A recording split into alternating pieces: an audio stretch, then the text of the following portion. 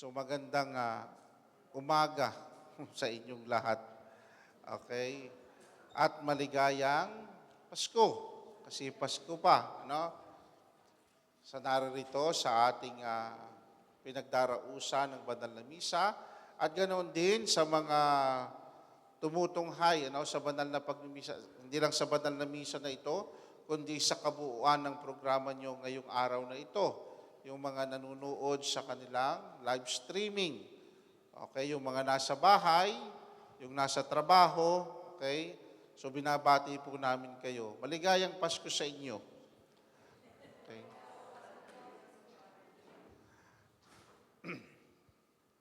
Ngayon, today is Friday, no? Supposedly, ang pinagdiriwang natin ay yung kapistahan ng martir, no? Na si San Stephen, no? Saint Stephen, the martyr. Pero ngayong dahil dadaan ang linggo, sa susunod na linggo, itong linggong darating, pinagdiriwang yung kapistahan ng banal na mag-anak. No?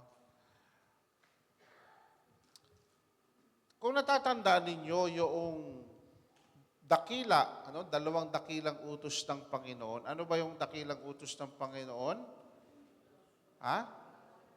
Mahalin ang Diyos at mahalin yaong kapwa. Ano ang sabi ng Panginoon? This is the summary of all the commandments. Na mahalin mo ang Diyos at mahalin ang iyong kapwa. No? Then later on, we realize na ano yung ibig sabihin ng pagmamahal. Dapat una, alam natin yung ibig sabihin ng pagmamahal. No? Yung pagmamahal na katulad ng sa ating Panginoong Jesus.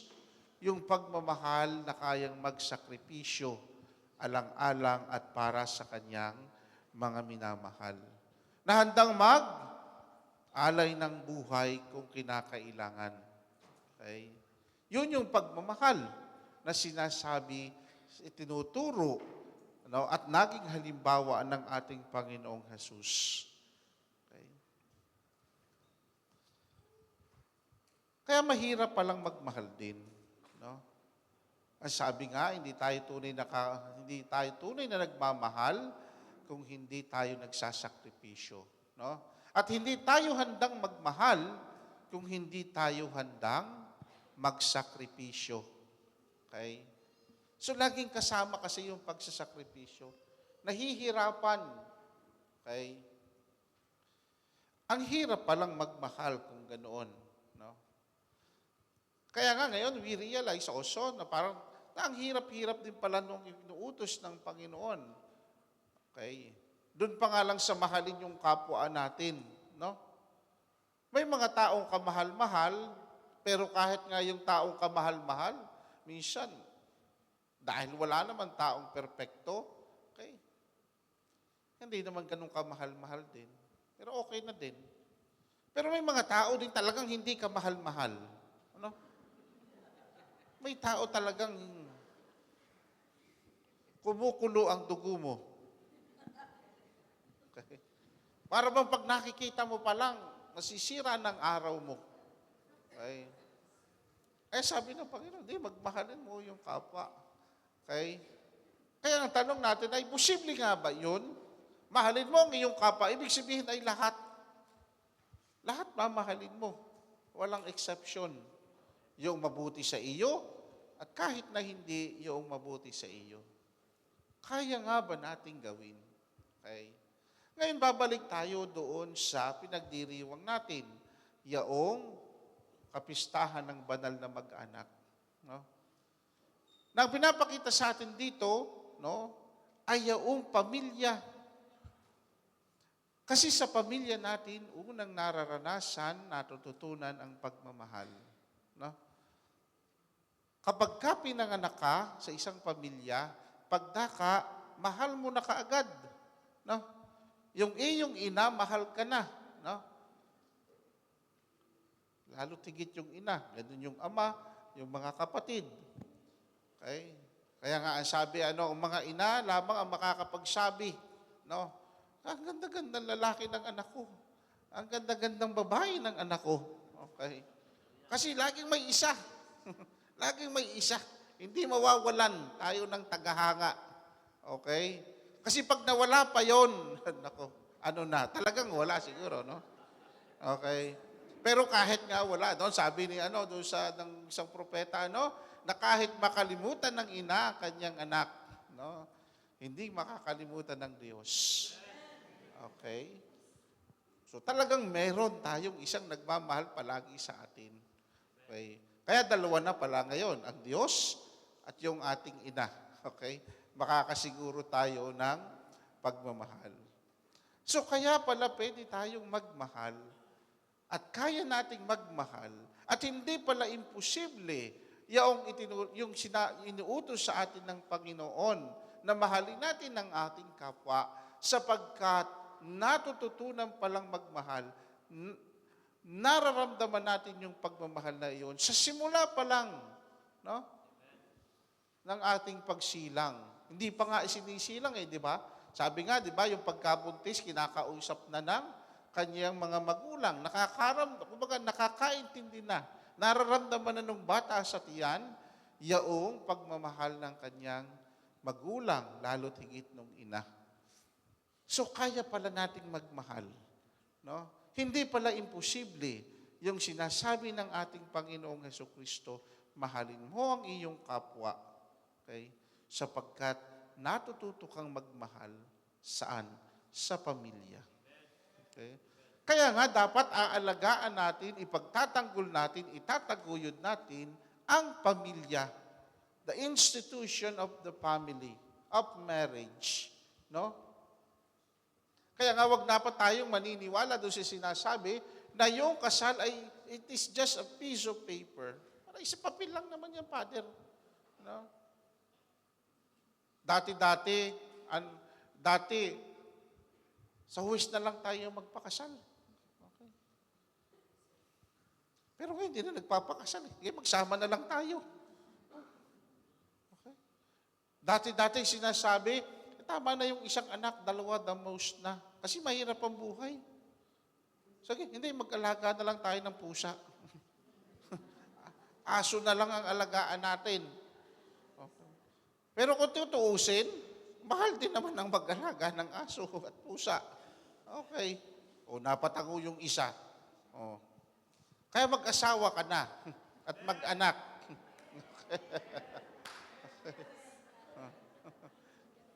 Kasi may nag-aalagang pusa, 10.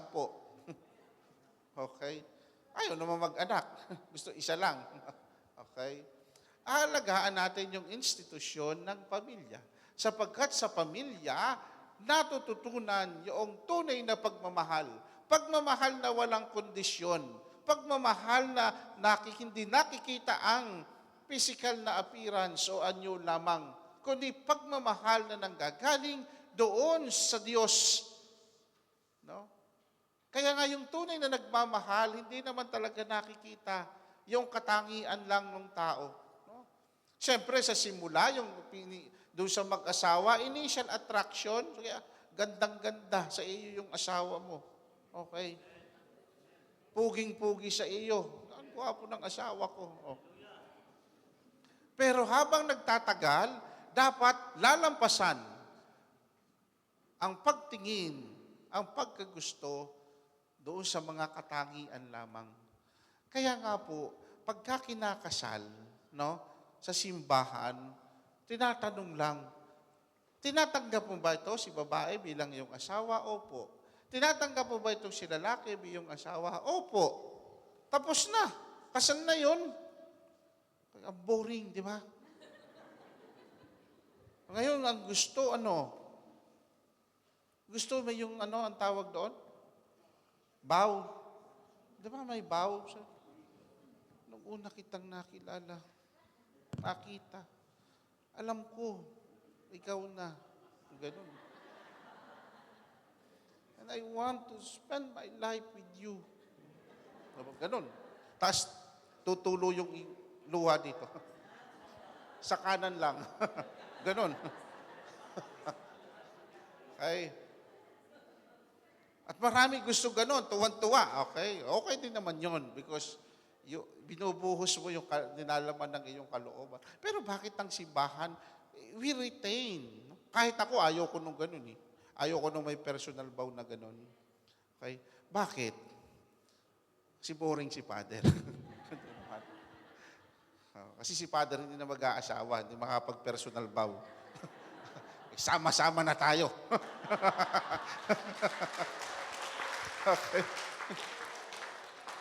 No. Kasi po bakit? Kasi yung pagmamahal dapat, it transcends our, hindi ka dahil maganda, hindi ka gwapo, hindi ka mabait, magaling magluto, o maalalahanin. Kaya kita pinapakasalan. Okay? Maaaring katangian mo yon. Okay? Napaiming si brother. Okay? Kung hindi dahil sa iyo at ikaw, this is a decision that I had made. No? With my words, yes, oo. Okay? Total acceptance and total self-giving. Kasi papaano kapag hindi ka na naging maalalahanin? Papaano kapag hindi ka na gwapo? Hindi ka na maganda? Diba? Papaano kapag may mga wrinkles ka na? Okay? Papaano na yung sinasabi mo? Pero yung sinabi, oo, tinatanggap ko po ito. Okay? Kasama ang kanyang mabubuting katangian, kahit na nga yaong hindi magagandang katangian. Sapagkat ang tinatanggap ko ay ikaw. Okay? Katulad ng pagtanggap sa atin ng Diyos. Okay? Kasi tayo din, ang dami-dami nating mga pagkukulang. Pero ang Diyos patuloy na tumatanggap sa atin. No? Tayo yung unfaithful. And yet, God remained to be faithful to us.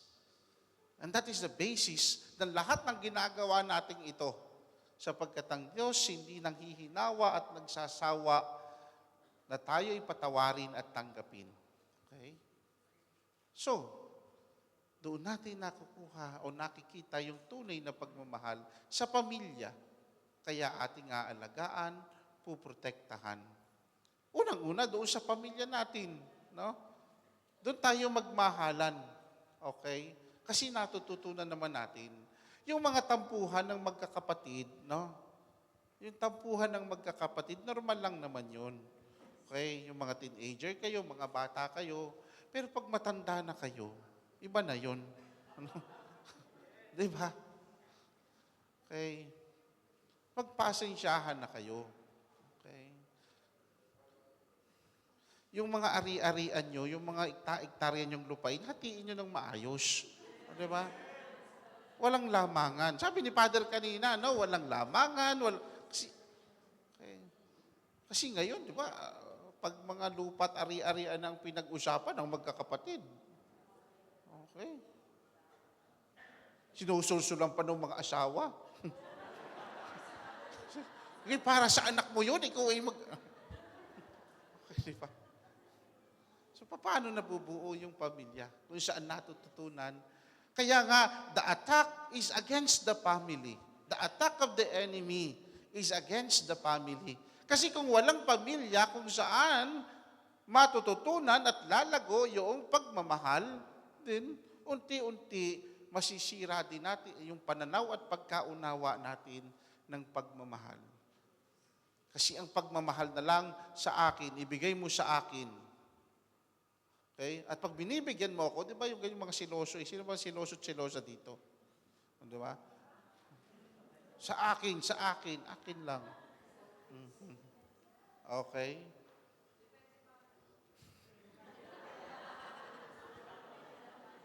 So kaya kinakailangan, no? Aalagaan. At yun yung naisabihin sa atin ng Panginoon. No? Ito yung halimbawa ng inyong pamilya. Okay? Ang banal na mag-anak ang ating Panginoong Jesus, si Maria at si Jose. Sa kanilang pagsusunuran, una pagsunod sa Diyos at ang pagsusunuran sa bawat isa sa pamilya. Sapagkat doon natin nararanasan ang pagmamahal. E paano, Father, yung mga product ng broken family? Hindi na ba sila marunong magmahal? Ay, hindi na, broken family, di ba? Of course, matututunan natin na kaya dapat tayo bilang komunidad, nagmamahalan din tayo. At matutunan din dito to supply for what is missing. Kasi mahirap. Pwede rin naman tayong matuto. Pero mahirap, di ba? Lalo-lalo na kapag sa pamilya natin naranasan yung rejection. Di ba? Yun ang masakit. Okay? Kaya nga, kahit ang simbahan sinasabi, isang malaking pamilya ng Diyos. Okay? Dahil dito mayroong pagmamahal. Okay? Na kung saan ating gagamitin yung natutunan natin upang patuloy na sundin yung kautusan ng Panginoon. Mahalin mo ang Diyos at mahalin mo ang iyong kapwa. Okay? So, posible palang magmahal sa ating kapwa kahit na nga yung hindi mga kamahal-mahal. Kaya nga inuutos pa rin ng Panginoon, patawarin mo ang iyong kaaway. Mahalin mo ang iyong kaaway. No? Sapagkat ang utos ay para sa lahat. Okay?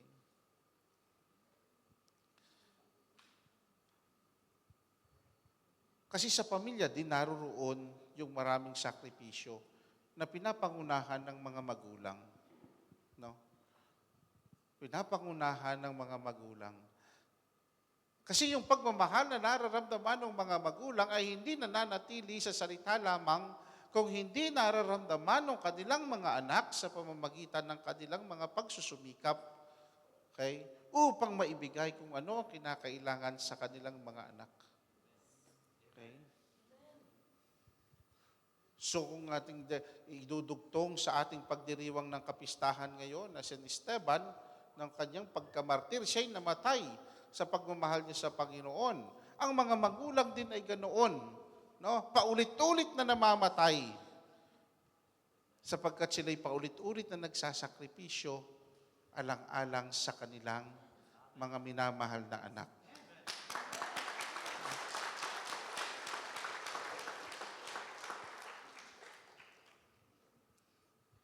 Nagsasakripisyo upang maipakita yung pagmamahal. Yun yung natural na language ng pagmamahal. Ang magsakripisyo para sa iyo at alang-alang sa iyo. At yun yung natututunan ng mga anak. Hindi dahil itinuturo, sinasabi kung hindi nakikita at nararamdaman. Okay? Kaya nga kahit yung pamilya ay nag-i-struggle, and yet they continue to love one another, to sacrifice for one another, especially that of the parents, then the children remain also to be strong. No? Kaya nga, pag yung mag-asawa, nagsasakripisyuhan para sa isa't isa, no? Kapag sila'y nagpapatawadan, kasi wala namang perpektong mag-asawa. Sino bang may perpektong mag-asawa dito? Wala naman. Diba? Pero if the children not experience and witness that they are strong in their love for one another, children will grow more confident in life. Okay? Kasi you are the security of your children. Kayong seguridad ng inyong mga anak. Okay? Pag nakikita nila, ay, yung nanay tatay ko kahit nag-aaway yan, nagmamahalan yan. Okay? And then, wala silang kaba. Wala silang katatakutan. Okay? So mga kapatid, sa ating pong pagdiriwang na ito, sabi natin, ang programa natin, Thanksgiving. Pasasalamat sa Diyos sa isang taon, okay, na lumipas at sa pagharap natin sa bagong taon. No? Pasasalamat sa pagdiriwang natin ng kapistahan ng pagsilang ng Panginoon. No? Kaya nga dapat laging isisilang din sa atin ng Panginoong Jesus na nag-alay sa atin ng kanyang buhay, no? Na nagturo sa atin ng tamang pagmamahal. Ganito ang pagmamahal. Okay? Sapagkat ang lahat ng ginagawa natin ito ay dapat tutungo doon. No? Oo, humihingi tayo ng biyaya sa Diyos, pero ang pinakamalaking biyaya na ating tatanggapin ay yung tayo'y natutong magmahal. Okay? Natuto tayong magmahal na dadalhin natin dito sa komunidad at paglabas natin. Kasi may mga iba pa rin tayong mga nakakasalamuha, no, sa trabaho o kung saan man tayo nadodoon. And each one of us has a mission to become witnesses of our Lord Jesus Christ. Ganito pala ang maging Kristiyano. Okay? Nagmamahal kahit nasasaktan. Okay? Kayang magsakripisyo alang-alang sa pagmamahal. Sinisimulan sa pamilya. Then later on, no? Kaya nga napakarami din nating mga workers dito, no? Ako nga hanga dito sa mga El Shaddai na community kahit gabi na. Okay. Gabi na kung ano-ano pang ginagawa diyan. Okay. Nag-aayos ng ganito, ng karosa, na sa loob ng simbahan. Okay? Tanda ng pagmamahal, una sa Diyos. Okay? At pagmamahal sa kapwa. No? Kaya nga, pero hindi lang lagi sa Diyos. Kung tunay na mahal natin ng Diyos, ang ginagawa natin as an expression of our love, so sa mga taong makakakita. Okay? Magandang-ganda sa nakita sa ginagawa. Di ba? Kasi kapag naganda, what is beauty? Ano? May 4 daw na katangian ng Diyos. Ano yon? Beauty, unity, oneness, and ano yung isa? And nakalimutan ko din. 4 yun eh. Okay. Pero isa doon, beauty. Ang Diyos maganda. No? Kaya nga kahit daw yung demonyo, hindi din natin, sabi kasi ang Diyos, hindi natin, di ba sabi sa lumang kasulatan, hindi makakita sa Diyos mamamatay. Sobra kasing ganda ng Diyos. No? Yung demonyo ganun din, mamamatay din tayo pag nakita natin. Kasi walang kagandahan sa demonyo. Kaya parang sabi mo, nakakita ng demonyo, hindi yun. Kasi hindi makikita, kasi walang kagandahan, hindi kayang titigan. Okay. Nakakita ka naman taong walang kagandahan. Mas pa doon. Okay. Kasi ang Diyos maganda. Okay.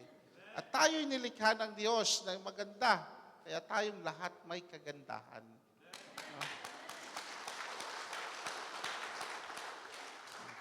Na it transcends physical appearance. Hindi lang yung physical na appearance natin, kundi yung ating pagkatao, tayo mismo bilang umiiral na tao, tayo ay maganda. Okay? Kaya tayo nagiging kamahal-mahal at kaaya-aya sapagkat may kagandahan sa atin. Okay po? At pananatilihin natin yung kagandahan na iyon kung tayo ay laging kaugnay ng pagmamahal ng Diyos. No? Dapat tayo laging kaugnay ng pagmamahal ng Diyos upang mapakita din natin yung kagandahan ng Diyos sa ating kapwa. So mga kapatid, binabati ko po kayo una ng maligayang Pasko. Okay? Ganon din po yung ating mga nakikinig at nanonood sa kanilang mga bahay. Maligayang Pasko sa inyo. Pagpalain nawa kayo ng Panginoon at nawa ay patuloy kayong sumampalataya sa ating Panginoon. Ano ba yung pagsampalataya sa Panginoon? Yung maniwala tayo, umasa tayo sa kanyang mga pangako. Sapagkat ang salita ng Diyos ay maaasahan. Okay? Ang salita ng Diyos ay magkakatotoo. So magandang Pasko po sa inyong lahat at magandang tanghali. Pagpatuloy po natin ang pagdiriwang.